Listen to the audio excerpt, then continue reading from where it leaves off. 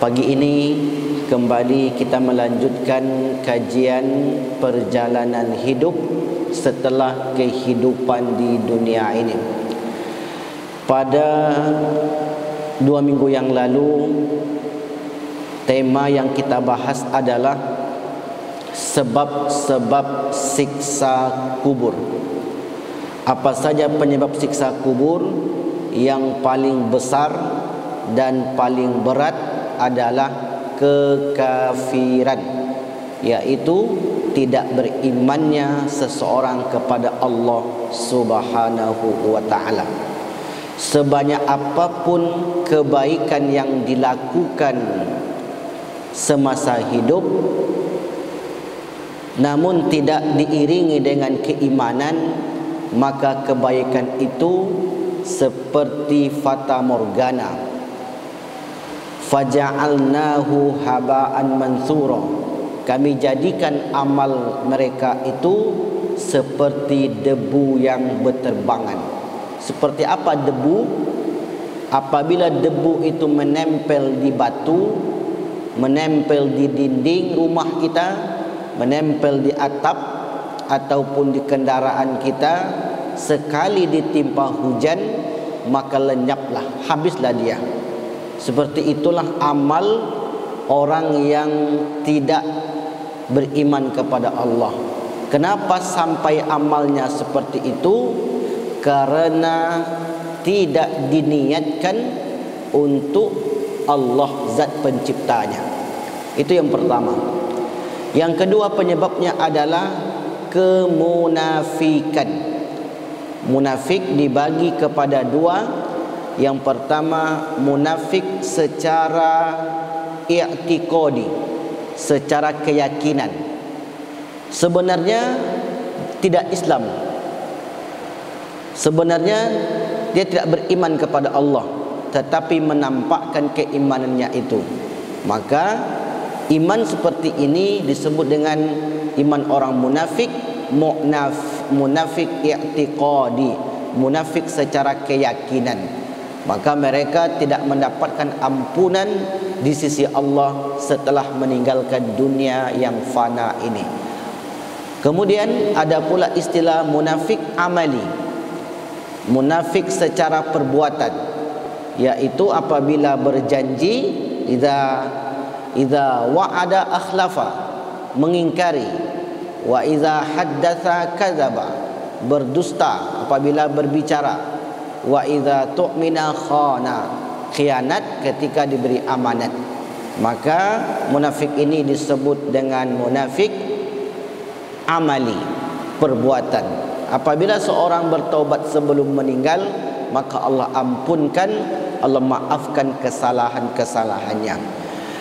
Pada pagi ini tema yang kita bahas adalah sebab yang ketiga daripada siksa kubur, yaitu tidak tuntas bersuci, namimah dan ghibah. Namimah artinya membawa omongan seseorang kian kemari.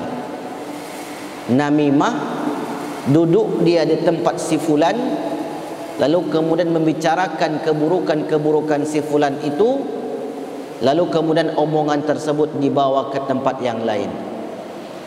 Kemudian omongan itu dibawa lagi ke tempat yang lain. Terus begitu dia berputar-putar menyampaikan omongan orang dari satu mulut ke mulut yang lainnya. Disebut dengan namimah. Ghibah, membicarakan keburukan saudaranya di belakang saudaranya itu. Maka poin yang ketiga daripada siksa kubur adalah orang yang tidak tuntas bersuci, melakukan perbuatan ghibah dan melakukan perbuatan namimah. Riwayat dari Imam Al-Bukhari, suatu ketika Nabi Muhammad SAW lewat di sebuah pekuburan. Lalu kemudian beliau melihat ada 2 kubur di areal pekuburan itu sedang disiksa. Rasul tahu karena Rasul diberi tahu oleh Allah melalui wahyu malaikat Jibril alaihi salam. Dari Ibnu Abbas, an Ibni Abbas qala maran nabiyyu sallallahu alaihi wasallam, Nabi lewat di sebuah perkuburan. Faqala, lalu kemudian bersabda, innahuma la yu'azzaban, sesungguhnya dua penghuni kubur ini sedang diazab. Wa ma yu'azzabani fi kabirin, diazabnya penghuni kubur ini bukan karena dosa besar. Dosa besar itu apa definisinya? Ijtanibu as-sab'a al-mubiqat, jauhilah oleh kalian 7 dosa besar yang dapat membinasakan. Yang 7 itu adalah as-sihru, sihir, wa aklu malal yatim, memakan harta anak yatim, wa aklur riba, memakan riba, wal qazful muhsanat, menuduh perempuan baik-baik melakukan perbuatan asusila, wa uququl walidain, mendurhakai orang tua, wa syirku, dan mensyirikkan, menduakan Allah dalam peribadatan. Yang kita sebutkan barusan adalah di antara bentuk-bentuk dosa besar. Sementara yang diazab di dalam kubur ini tidak melakukan dosa yang 7 tadi. Apa kesalahannya?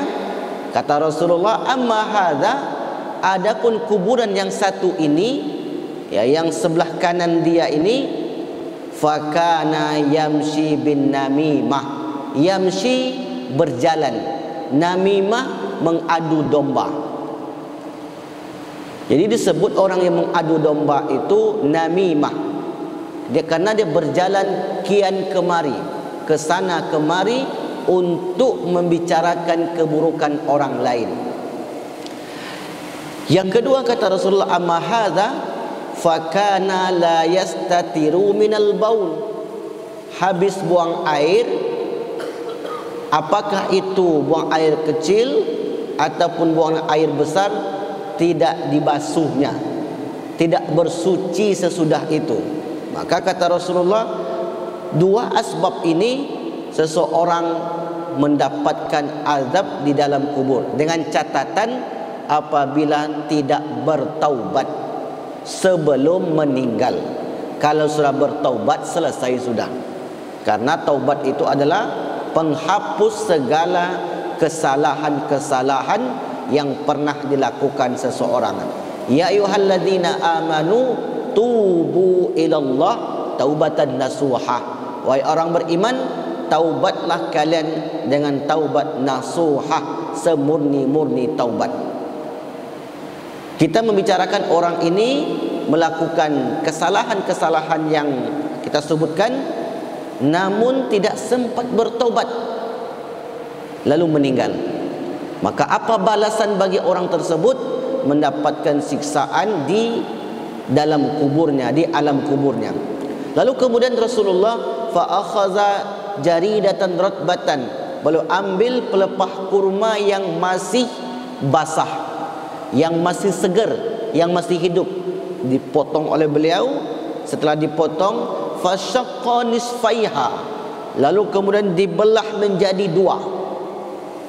Kenapa dibelah menjadi 2? Karena kuburannya ada 2 tadi yang mendapat siksaan.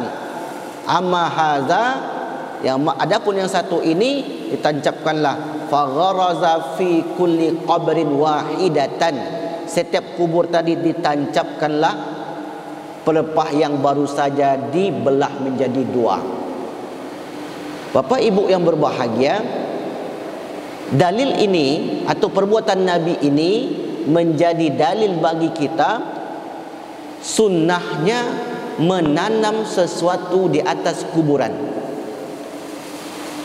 Sunnah. Kenapa disunnahkan? Sebab kita tidak tahu apakah penghuni kubur itu sekarang sedang diazab atau mendapatkan nikmat. Kita tidak diberitahu karena kita makhluk yang memiliki banyak keterbatasan dan kekurangan. Maka oleh karena itu boleh bagi seorang muslim menanam bunga, menanam kayu sungkai, kayu duit dan seterusnya di atas kuburan orang tua kita. Kalau orang bertanya nanti, kenapa ditanam sesuatu? Bukankah di Mekah atau di Madinah itu tidak ada tumbuhan di atas kuburan? Ya wajar saja tak ada, karena padang pasir, tak tumbuh tumbuhan di situ. Andai tumbuh di situ, maka pasti mereka tanam juga. Dari mana dalilnya? Ini. Fagharaza fi kulli qabrin wahidatan. Ditanamlah oleh Nabi di setiap kuburan itu pelepah kurma yang sudah dibelah dua tadi. Lalu kemudian sahabat bertanya, "Ya Rasulullah, lima fa'alta hadza?" Apa yang kau lakukan ini ya Rasulullah? Engkau belah pelepah kurma, lalu kemudian engkau tancapkan satu persatu. Kata Rasulullah, "La'allahu yukhaffifu anhuma ma lam yaybasa." Mudah-mudahan selama pelepah kurma ini masih basah. Basah maknanya masih segar, belum mengering, maka dapat meringankan siksaan penghuni kubur. Nah, seperti di samping masjid ini ada tumbuhan, maka tumbuhan yang berada di sekitar kuburan itu pun memintakan ampun, bertasbih kepada Allah Subhanahu wa taala.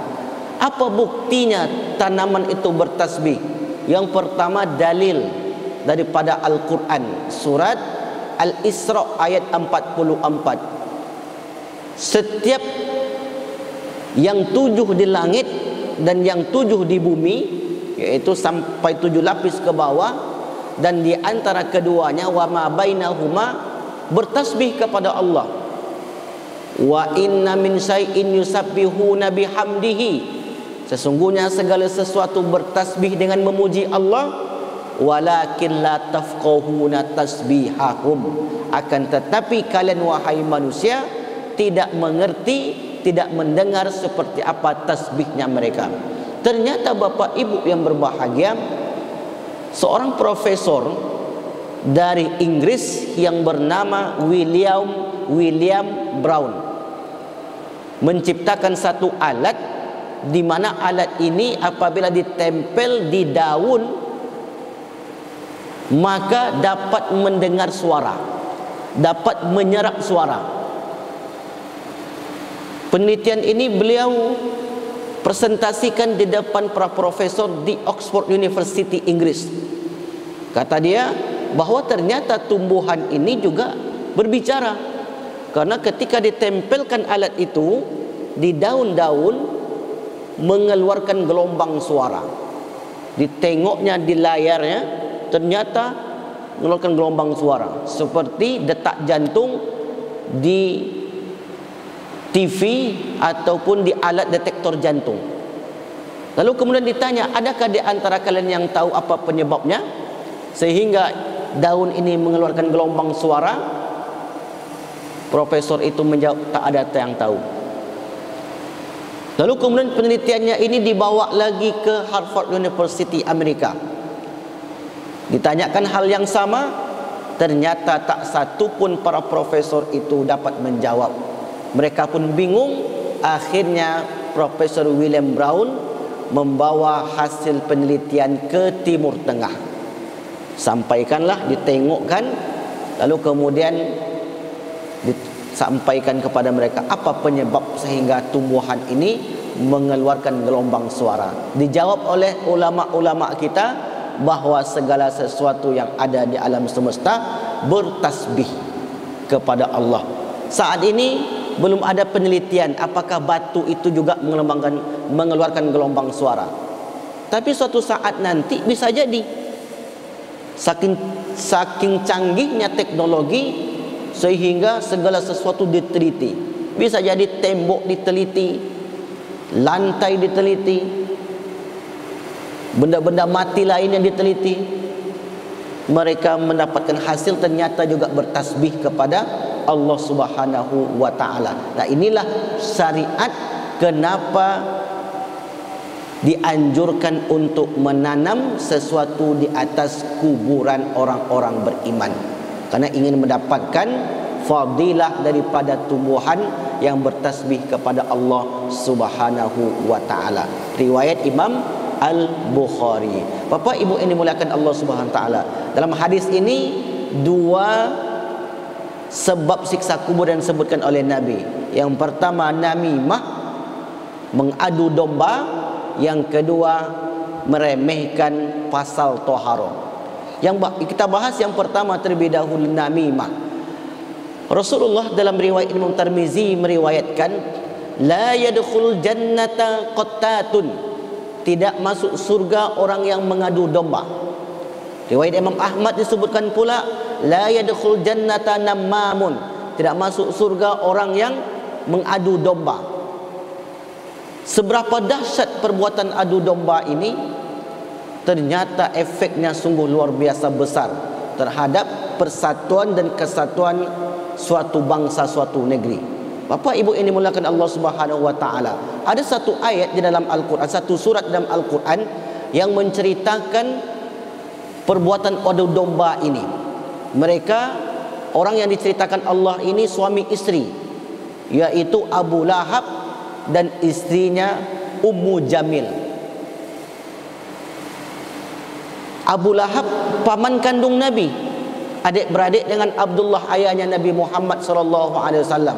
Sementara istri Abu Lahab yang bernama Arwah binti Harab, saudaranya Abu Sufyan, ikut-ikutan untuk menolong suaminya dalam menyusahkan dakwah Rasulullah sallallahu alaihi wasallam.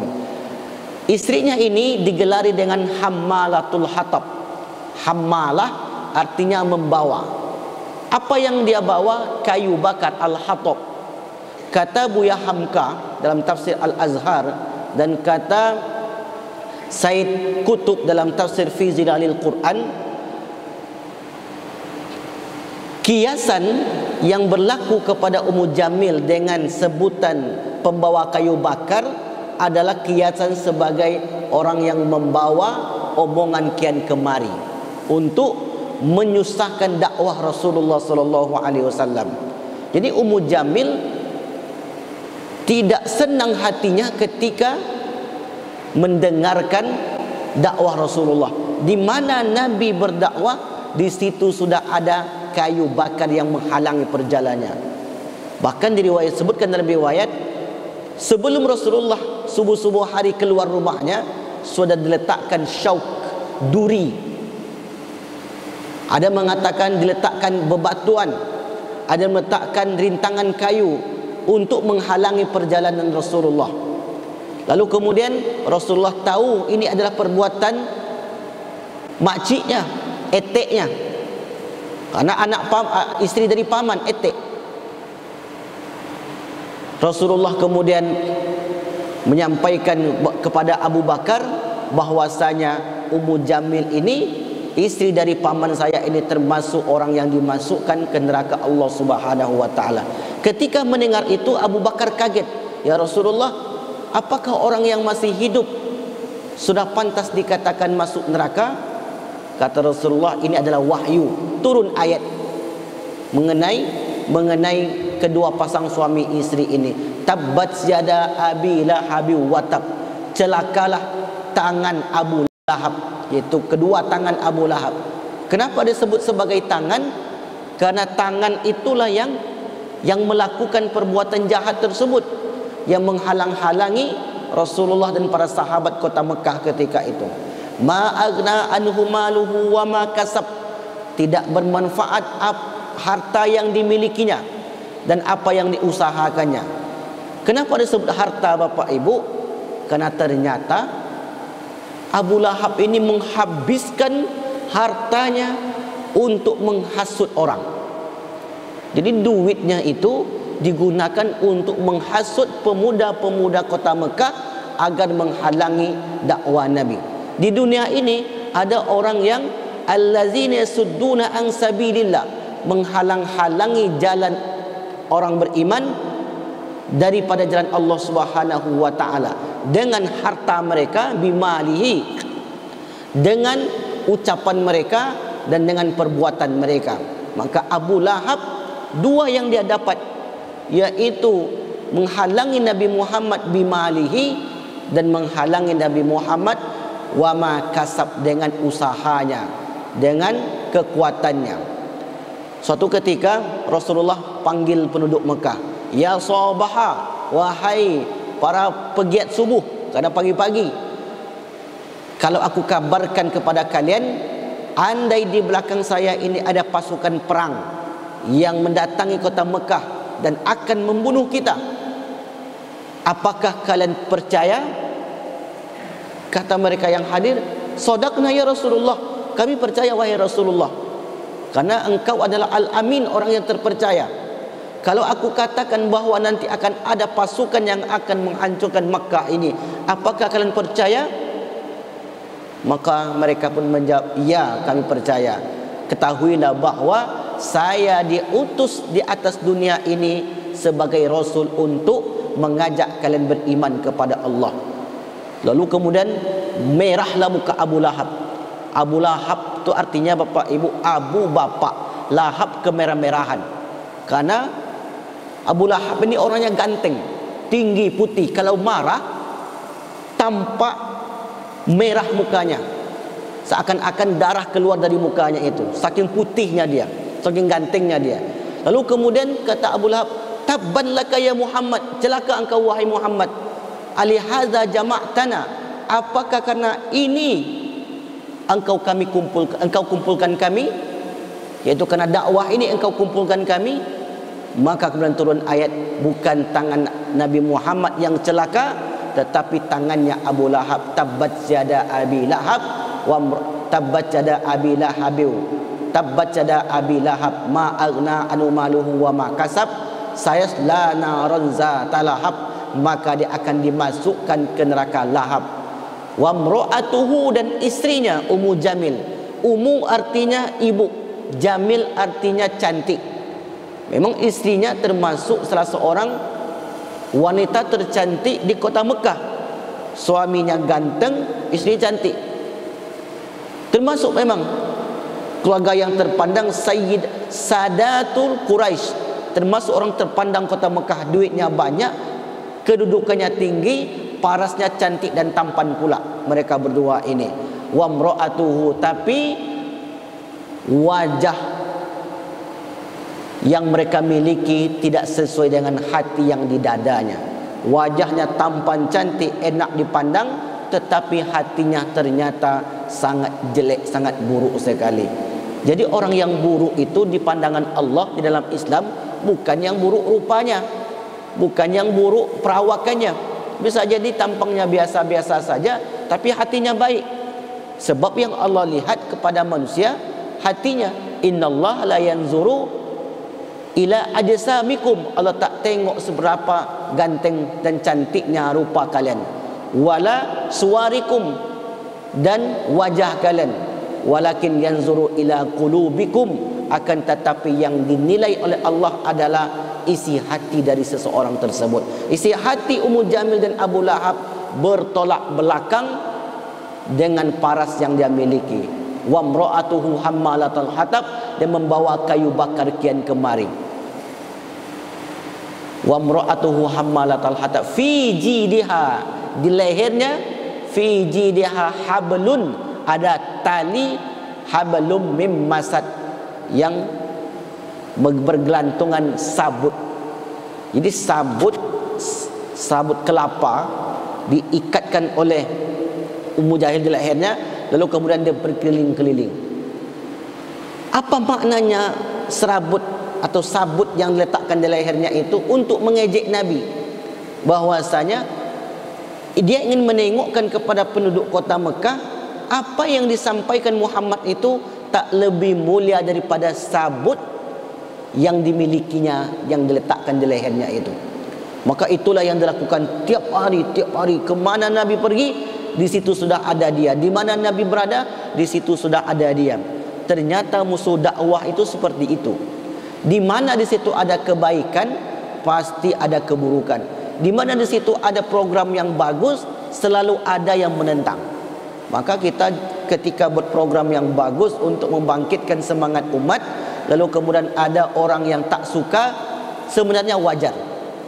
Karena dari dulu sudah ada contohnya, yaitu paman kandung Nabi Muhammad. Padahal Bapak Ibu yang berbahagia, pamannya ini ketika Nabi Muhammad lahir, senangnya bukan main.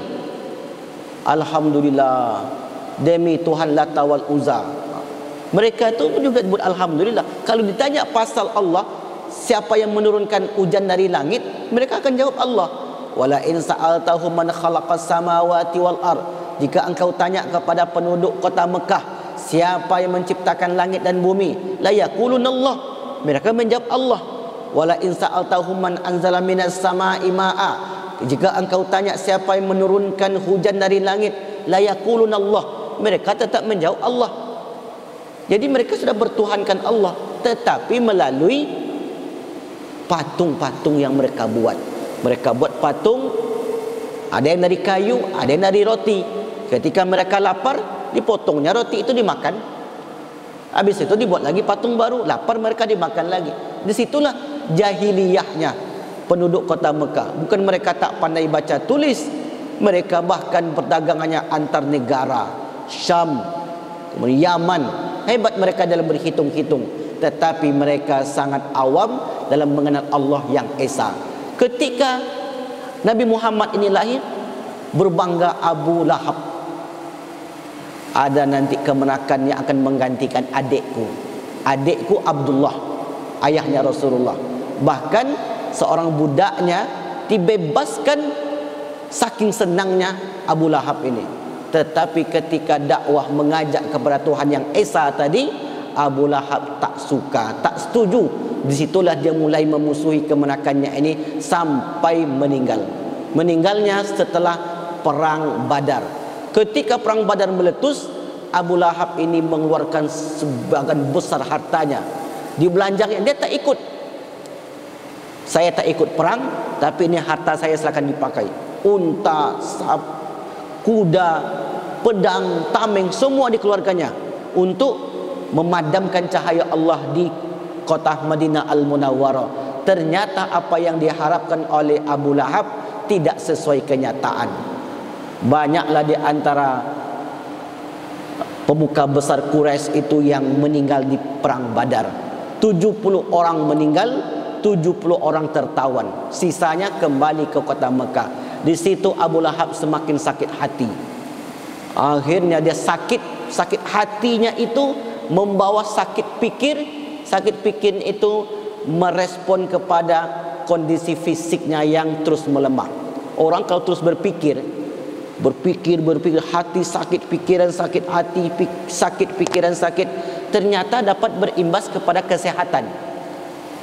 Maka yang mudah sakit hati, hilangkan saja sakit hati. Mudah berimbas kepada kesehatan kita. Orang yang sehat itu Bapak Ibu, orang yang tidak memiliki rasa sakit hati, tenang saja dia. Diejek orang, dianggapnya angin lalu. Dihina orang, dianggap angin lalu. Kalau dipikirkan betul sampai tertidur, dalam mimpi pun terkadang dia masuk. Kenapalah bapak itu ngomong begitu? Kenapalah dia? Gimana caranya Ustaz? Saya terkadang kalau ada omongan orang masuk ke telinga saya tak bisa menghindarinya, tak bisa menghilangkan cepat. Caranya adalah berhusnuzon. Tidak ada sesuatu yang menimpa seorang hamba melainkan kebaikan. Oh, berarti apa yang diberikan orang kepada kita, yang berupa cakap yang sakit sekalipun, kita berhusnuzon saja. Ana inda zonni abdibi. Saya itu sesuai persangkaan hambaku. Tenanglah hati. Kau tak bisa juga berusaha untuk menghilangkannya, berpersangka baik, kemudian meminta kepada Allah agar hati kita ini tidak dibolak-balikkan. Ya muqallibal qulub, wahai zat yang membolak-balikkan hati, tsabbit qulubana ala dinik. Tetapkanlah hati kami ini terhadap agamamu. Ini yang pertama Bapak Ibu. Penyebabnya adalah karena namimah, mengadu domba. Nauzubillah, kita berlindung kepada Allah. Mudah-mudahan kita tidak termasuk orang-orang yang mengadu domba sesama kaum muslimin. Adapun yang kedua, adalah ghibah. Ghibah sebagaimana yang kita sebutkan. Yang kedua, tidak tuntas bersuci. Yang ketiga, ghibah. Yang kedua, tidak tuntas bersuci. Perintah bersuci ini sangat penting. Disebutkan oleh para ulama, kenapa orang yang meremehkan taharah, buang air kecil, buang air besar, mendapat siksaan di alam kubur, karena berimbas kepada ibadahnya. Andai dia buang air kemudian tak dibasuhnya, maka menempellah najis itu di pakaiannya. Lalu kemudian dibawa solat, solat tak sah. Walaupun dia bertungkus lumus untuk solat, 1000 rakaat pun dia solat, kalau ada najis yang menempel di pakaiannya, maka tidak dihitung sebagai orang yang beribadah. Maka di sini pentingnya bab taharah. Kami ustaz, bagi yang sudah tua-tua ini, terkadang tak tahu lagi, keran sudah longgar ustaz, tak tahu kapan pas rukuk dia keluar. Dulu ketika muda keran masih kokoh, karena sering dipakai keran itu longgar. Apa solusinya ustaz? Kalau nanti kami tak ke masjid, tak dapat 27 rakaat. Salatul jama'ati tafdulu min salatil fazi 77 darajah, 27 rakaat. Kalau kami di rumah solat sendiri dapat 1 rakaat. Maka dalam hal ini, dalam kajian fikih, jika darurat, maka orang itu boleh memakai pempes. Ini bab fikihnya. Detailnya nanti Bapak Ibu silakan tanya kepada ustaz yang menyampaikan fikih. Karena saya tidak berkompeten, tidak menguasai di bidang fikih secara mendetail. Secara umum saja yang saya sampaikan, bahwa boleh ketika darurat. Kalau tak bisa juga, maka boleh setiap kali dia salat berwuduk bersihkan. Dahulu terjadi kepada seorang sahabat yang bernama Ali bin Abi Thalib. Ali bin Abi Thalib ini suatu penyakit, apa istilahnya tu, mazi. Ada buang air kencing, ada air diciptakannya manusia, dan ada mazi. Ada 3 jenis air. Yang pertama tadi, yang air diciptakannya kita, itu tidak najis. Sementara air kencing dan mazi itu najis. Nazi itu dia kental, tapi dia keluarnya terkadang sebelum kita buang air atau sesudahnya. Itu namanya mazi. Ada mani, ada mazi, ada air kencing. Maka Ali bin Abi Thalib ini mazinya terus menetes. Maka setiap kali dia solat dia berwuduk, dibersihkan. Setiap kali solat dia berwuduk, setiap kali solat dia berwuduk. Karena khawatir kalaulah mazi itu menempel di pakaiannya, maka tidak diterima solatnya. Dalam riwayat Imam Abu Daud, di zaman Nabi ada orang ketika mereka buang air, maka dia selalu mencari tempat yang sepi. Kemudian dikatakan kepada Rasulullah, "Ya Rasulullah, tadi pakaian saya terkena najis." Maka kebiasaan kami ya Rasulullah, kalau pakaian kami kena najis, kami langsung gunting pakaian itu. Kami tak mau ada pakaian ini kena najis. Itu kebiasaan di kampung kami, kebiasaan daerah kami. Maka ya Rasulullah, bagaimana kalau saya gunting pakaian ini? Saya buang yang terkena najis. Kata Rasulullah, itu lebih baik, silakan.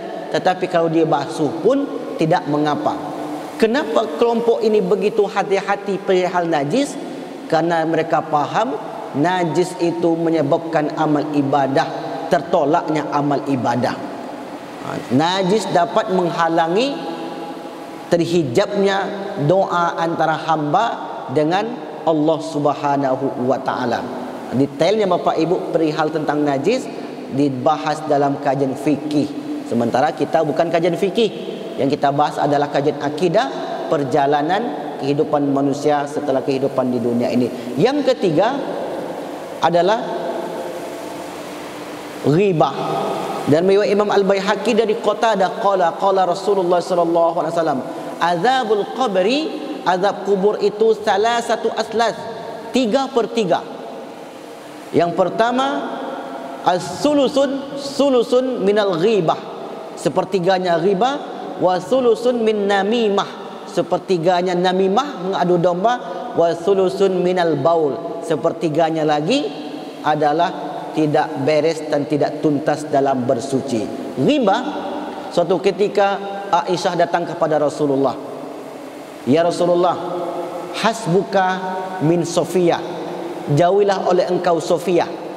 Sofia adalah salah satu di antara istri Nabi. Ya Rasulullah, jauhilah oleh engkau Sofia. Li'annaha kadza wa kadza ghairu musaddadin, karena Sofia itu orangnya pendek, tidak secantik aku, tidak serupawan aku. Maka jauhilah oleh engkau si Sofia ini. Apa kata Rasulullah? Ya Aisyah, laqad qulti kalimatan, sungguh engkau telah mengatakan suatu kalimat, lau muzijat bima'il bahri, andai kalimatmu itu ditempelkan atau dicampurkan ke air laut, lamazajathu, maka air laut itu menjadi tawar. Omongan menjelekkan ke orang lain di belakang dia, andai omongan itu ditempelkan atau dicelupkan ke lautan, maka lautan itu menjadi tawar. Apa maknanya? Kata para ulama, Bapak Ibu yang berbahagia, betapa besar dan dahsyatnya dosa orang yang meribah. Diumpamakan oleh Allah Subhanahu wa taala, orang yang ghibah itu seperti orang yang memakan bangkai saudaranya. Pasti kamu jijik, kata Allah. Ayuhibbu ahadukum ayyakula lahma akhihi maitan fakarihtumu. Apakah kamu suka memakan bangkai saudaramu sendiri? Pasti kamu merasa jijik dengan perbuatan tersebut. Nah, disinilah bahayanya perbuatan ghibah. Dapat merusak hubungan rumah tangga orang, dapat merusak hubungan kawan, dapat merusak hubungan antar sesama. Ghibah membicarakan keburukan orang lain di belakang orang lain tersebut. Maka tiga perkara ini kalau kita hindari dan kita jauhkan dari dalam kehidupan kita, insya Allah nanti kita di alam kubur akan terhindar daripada azab Allah Subhanahu wa taala. Karena azab kubur itu pasti. Imam Ibn Qayyim Al-Jauziyah menyebutkan arwah, ruh yang berada di alam kubur qisman, terbagi kepada dua. Arwahun muna'amatun, ruhnya orang-orang yang mendapatkan nikmat, wa arwahun mu'azzabatun, dan arwah, roh orang-orang yang mendapatkan azab. Yang mendapatkan nikmat seperti apa? Mereka akan diletakkan di tempat yang mulia. Mereka akan dipertemukan kembali dengan saudara-saudari mereka. Ada orang bertanya, Bapak Ibu berbahagia, Pak Ustaz, kalau kami dah meninggal nanti apa aktivitas kami di alam kubur? Awalnya saya jawab dia bergurau, ya Bapak kalau mengajar dulu di dunia, nanti alam kubur mengajar juga. Kalau baca Quran dulu di dunia, baca Quran juga. Ada benarnya ini Bapak Ibu. Ketika kita meninggal dan kita berada di alam kubur, terhindar kita dari azab kubur tadi. Meninggal tidak dalam keadaan kafir, meninggal tidak membawa sifat munafik, meninggal tidak melakukan perbuatan ghibah, tidak namimah, bersih dalam bersuci, terhindar kita dari yang lima ini, maka di alam kubur Allah letakkan orang itu fi illiyin. Innal abrara la fi illiyin. Sesungguhnya seorang itu berada di illiyin. Apa makna illiyin? Illiyin maknanya tempat yang tinggi. Apa maksudnya tempat yang tinggi? Tempat yang tinggi adalah kemuliaan. Bapak itu tinggi kedudukannya, berarti dimuliakan. Bapak itu didahulukan selangkah, berarti dimuliakan. Kedudukan yang tinggi adalah kemuliaan yang diperoleh oleh orang-orang yang beriman setelah mereka meninggalkan kehidupan di dunia yang fana ini. Terakhir, riwayat yang kita angkat adalah, yang kita bahas dari Ibnu Abbas, qala mar Nabi sallallahu alaihi wasallam, dan dari Abu Hurairah, dari Abu Qutaibah, dan dari riwayat dari Salman. Banyak riwayatnya Bapak Ibu tentang 3 perkara ini. Kata Rasulullah sallallahu alaihi wasallam, laqad nahana an nastaqbilal qiblata. Kami melarang seseorang untuk buang air menghadap kiblat. Ini sunnahnya. Jangan menghadap kiblat untuk berbuang air. Ataupun dil ghaid, buang air kecil dan besar. Au nastanji bil yamin, beristinja dengan tangan kanan. Au nastanji bi aqalli min salasati asjar. Au nastanji bi rij'in au bi izamin. Dilarang beristinja dengan menggunakan tulang. Misalnya kita di kebun, terdesak buang air. Apa yang harus kita lakukan? Menggunakan daun yang sudah mati, menggunakan kayu yang sudah mati. Tidak boleh menggunakan daun yang masih hidup, tidak boleh menggunakan tulang, karena nanti tulang itu makanan jin. Istinja dia dengan tulang, muntah nanti jinnya. Maka jangan kita gunakan, ya, hindarkan. Insya Allah apabila kita menghindarkan tersebut, Allah Subhanahu wa taala akan jaga kita setelah kita meninggalkan dunia yang fana ini, insya Allah taala. Karena semua kita pasti akan berakhir dengan kematian. Kullu nafsin dha'iqatul maut. Yang kecil, yang besar, yang tua, yang muda, laki-laki, perempuan, beriman ataupun tidak, termasuk dia LGBT mati juga. Tak ada yang tak mati. Maka na'udzubillah, kita mudah-mudahan terhindar daripada siksaan-siksaan kubur yang pasti menunggu di hadapan kita. Baik, mungkin itu dapat kami sampaikan Bapak Ibu. Jika ada yang